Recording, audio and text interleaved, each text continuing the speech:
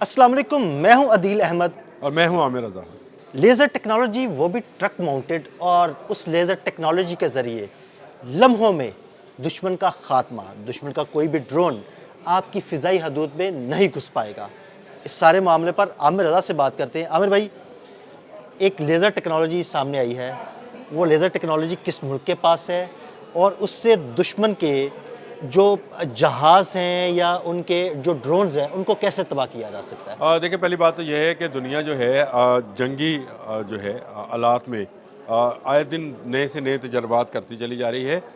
ये बिल्कुल एक दिल साहब स्टार वॉर जैसा जिस तरह की फ़िल्मों में हमारे बचपन में स्टार ट्रैक फ़िल्म हुआ करती थी, उसका नया वर्जन तो अभी आया है। उसमें बताया गया कि लेज़र के साथ जो है दूसरों के जहाज़ को तबाह किया जाता था। खला में वो लड़ाई हो रही थी, लेकिन ये उतर के आ गई है अब आपके ज़मीन के ऊपर भी, क्योंकि अब लेज़र टेक्नोलॉजी के वेपन्स जो हैं वो आहिस्ता आहिस्ता डेवलप होते चले जा रहे हैं। चाइना ने इस पर बहुत तरक्की की है और चाइनीज़ कुछ वेपन्स जो हैं वो पाकिस्तान भी इस्तेमाल करता है। इसके साथ साथ डायरेक्ट एनर्जी वेपन्स जो हैं, लेज़र वेपन्स जिनको बोलते हैं, इनको ये असल में डायरेक्ट एनर्जी वेपन्स है। एक ख़ास एनर्जी को एक ख़ास सिमत देकर दूसरे अपने ऑब्जेक्ट को जो है पहले डिटेक्ट किया जाता था, अब उसको हिट भी किया जाता है। इसको इस तरह से समझा जाए कि उसमें एक ऐसी बिजली की रो गुजार दी जाती है कि वो जलकर खाकसार हो सकता है, तबाह हो सकता है। उसके बाद अमेरिका का नंबर आता है। अमेरिका ने भी इस पर बहुत काम किया और इस पर मज़ीद काम जारी है। लेकिन जो मुल्क इसमें अब तरक्की कर रहा है वो हमारा अपना इस्लामी मुल्क है, यानी तुर्की जो है उसने वो जिसको आपने कहा कि ट्रक माउंटेड अल्का कपलान जी इसका नाम है, डायरेक्ट एनर्जी वेपन है और ये ट्रक माउंटेड है। बिल्कुल आपने सही कहा, इसको किसी जगह पर भी खड़ा किया जा सकता है और ये अभी इब्तदाई तौर पर 1 मील के फासले से जो है ये अपने जो दुश्मन है, जो ड्रोन हो सकता है, हेलीकॉप्टर हो सकता है, कोई भी ऑब्जेक्ट हो सकता है, उसको निशाना बनाकर जलाकर खाकसार कर सकता है।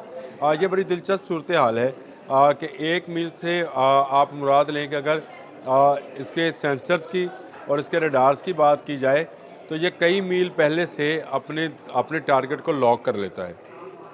1 मील की रेंज पे आने पर ये ऑटोमेटिकली विदाउट एनी आप ह्यूमन हैंड ये खुद ब खुद खुदकार तरीके से काम करता है। एआई टेक्नोलॉजी इसमें मौजूद है।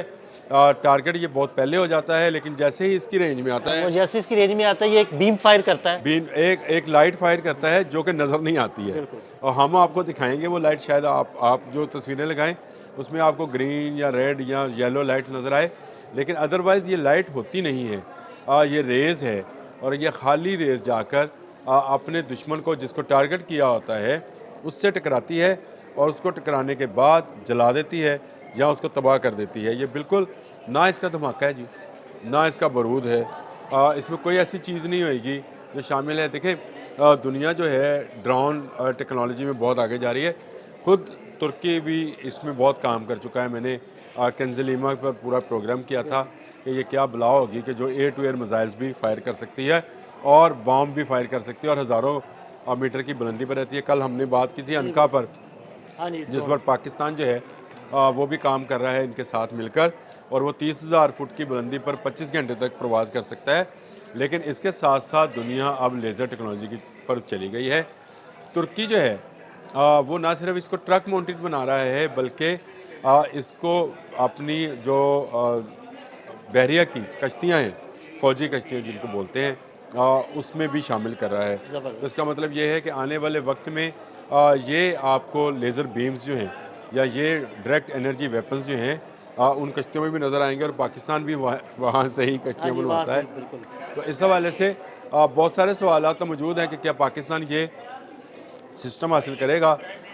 तो मेरा अपना ख़्याल है कि अल्का का प्लान से ज़्यादा इफ़ेक्टिव इस वक्त चाइनीज़ जो हैं वेपन्स हैं, और चाइनीज़ लेज़र वेपन्स जो हैं उन्होंने बहुत तरक्की की है। गो वो इससे हैवी हैं, ये ट्रक माउंटेड है, वो अभी तक इस तरह की कोई चीज़ तो डेवलप नहीं कर सके, लेकिन उनके पास भी इस हवाले से काफ़ी जदीद असला मौजूद है जो बिना बलूद के चलेगा और जहाँ चलेगा वहाँ दूसरे ऑब्जेक्ट को जलाकर हादसा कर देगा। उनकी रेंज भी ज़्यादा है, लेकिन तुर्की का ये ट्रक माउंटेड जो है वेपन ये आ गया है।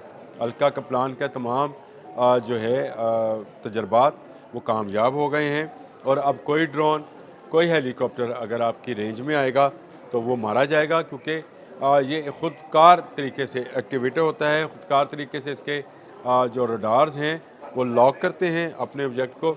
इसका मतलब लॉक करने का मतलब ये है कि अगर एक ही फ़ज़ा में दो मुख्तलिफ नवेद के, एक आपका और एक दूसरा हेलीकॉप्टर मौजूद है, तो ये दोस्त और दुश्मन की पहचान कर कर लॉक करता है। ये बड़ी अच्छी टेक्नोलॉजी है। ये इसलिए इस तरह नहीं है कि आपका भी अगर उसकी रेंज में आएगा तो वो जलाकर खाकसर कर देगा। अगर इस तरह का कॉम्बैट बनता है कि आपका ड्रोन भी ऊपर है और उनका भी ड्रोन भी ऊपर है, जो कि आजकल आपको पता है कि ड्रोन्स के साथ मार्टर गोले बांध कर भी भेजे जाते हैं। हमने जंग मई में इसको ऑब्ज़र्व भी किया है कि भारत ने इसराइल के ड्रोन्स जो थे वो भिजवाए थे जिनमें इस तरह के मार्टर थे, वो हमने उनको गिरा लिया और उनको भटका दिया। लेकिन इस तरह की वेपन्स के लिए ये अलका कप्लान जैसे गाड़ियाँ जो हैं मौजूद होंगी, और अगर इनको सरहदों पर लगा दिया जाएगा और इनकी रेंज बढ़ा दी जाएगी तो ये बहुत दूर से अपने दुश्मन को पहचान भी लेंगी और दूर से ही दुश्मन को मार गिराएंगी, तो कि आपके मुल्क की तरफ आएगा या आपकी सरहदों की तरफ आएगा। तो मैं ये समझता हूँ कि तुर्की जो है दिफाई नुक्ता निगाह से, तुर्किया जो है दिफाई नुक्ता निगाह से आए रोज़ कहीं ना कहीं ऐसी चीज़ ज़रूर बना रहा है जो आने वाले दिनों में मैं समझता हूँ कि इस्लामी दुनिया के लिए फ़ायदेमंद होगी। तुर्किया पाकिस्तान का दिफाई अलाई है। मैंने बात की थी कान जहाज़ के हवाले से, अनका के हवाले से, और यहाँ पर नए ड्रोन्स की फैक्ट्री लगने के हवाले से, जिस ब्लूमबर्ग की रिपोर्ट भी थी उस पर बाकी दुनिया भी अब लिख रही है।